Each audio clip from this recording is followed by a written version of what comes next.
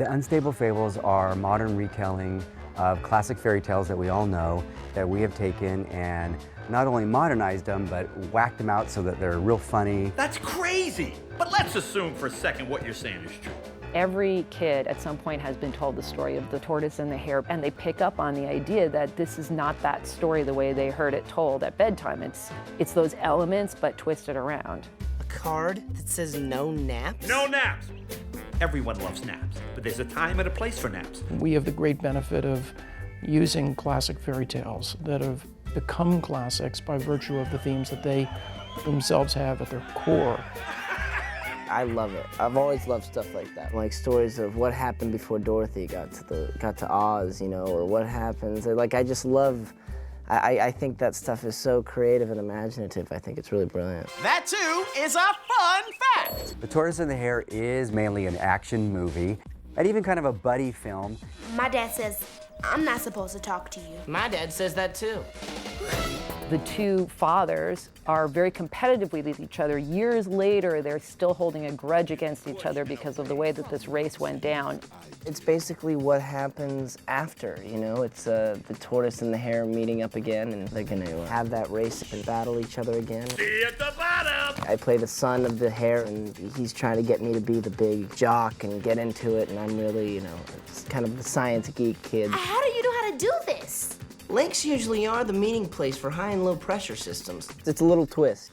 Crystal Tortoise, her dad makes her go to the race with him. Okay, Dad, I'll do it. Yes. She wants to be a dancer, and he wants her to be a lawyer, and so she's really doing this just so they can get closer. Oh, come on! I love the little girl tortoise, who's hyperactive, really fast-moving, and she has the sort of hare-like personalities of the rabbit in the original story. I'm a Leo, and my dad is a total Gemini, which I think is part of the problem between us, you know? And the junior hare, he has a kind of methodical way of looking at things that's more like what you would associate with a tortoise. Okay, but I mean, you packed other stuff, right? Like rope, water, warm clothes? Drake Bell was great. He had never done animation before. He definitely got into the character and he liked the nerdiness of him. Thanks, Mom.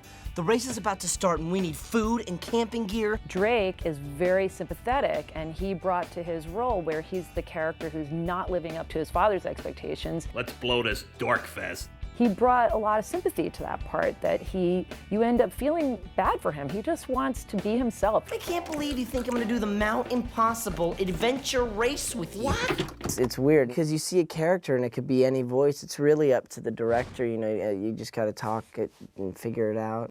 I usually ask them to do every line a number of different ways. I got us a map of the course. Got us a map of the course. I got us a map of the course. I got us a map of the course. Let's try a run where you're even a little bit like, this is what I've got us, you know, a little worried about it almost. I got us a map of the course. Because I don't have these actors for a great deal amount of time, and since they're not working together, it's definitely a challenge to make sure you get a performance that feels like they are actually in the room together. I heard from a friend who went camping that mountains are very dirty. It was a lot different than I thought, because I thought it'd be like, you know, like a regular script. Like I'd say this line and then the other actor would say that line and then we go, you know, do the scene like that. But actually it's like you say the line a couple of different times and, you know, do it like that and then you know, go again and go, and it's actually a longer process. I have hay fever, which is much faster than I am. I have a lot of homework.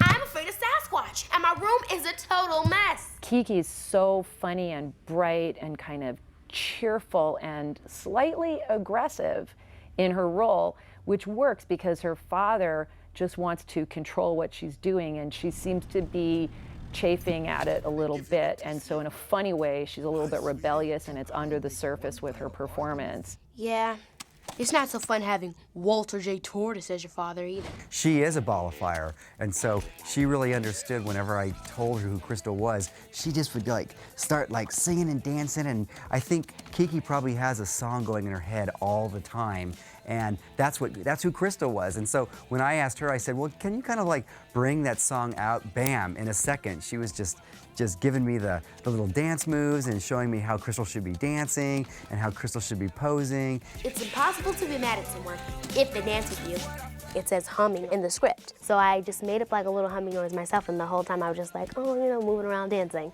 And so that's kind of how Crystal Tortoise Dance came about.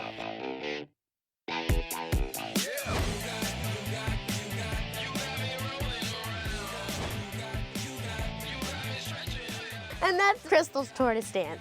Easy, easy. Slow and steady wins the dance contest. We were blown away when Danny Glover said that he would be interested in playing the tortoise. Slow and steady wins the race. What's great about Danny Glover is that in his comedies, he usually does play a very straight kind of guy, and that's what we've got here in Walter Tortoise. He's the straight guy, he's the serious guy, and that's where his comedy comes from. Oh, this is just a carnival of delights. I got an idea. Jay Leno, who does Murray Hare, really brought a great speed and style and panache to the character. Have I got the perfect car for you? It's hip, it's cool, and very roomy. Perfect for the on-the-go mom who lives in a shoe. Jay is all about speed and ADD and quickness and immediacy, and burning out and, you know, racing fast and getting to the finish line quickly. Learn how to drive, slowpoke. He really loved the action sequences where they were screaming and yelling and just, we kept thinking we were gonna break his voice, and then he would just come right back, and he has a great command on his skill. Hey, this is almost fun.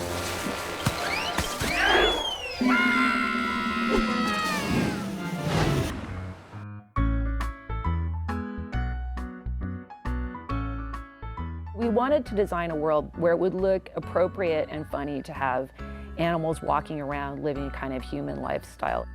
We also wanted to have an original design sensibility.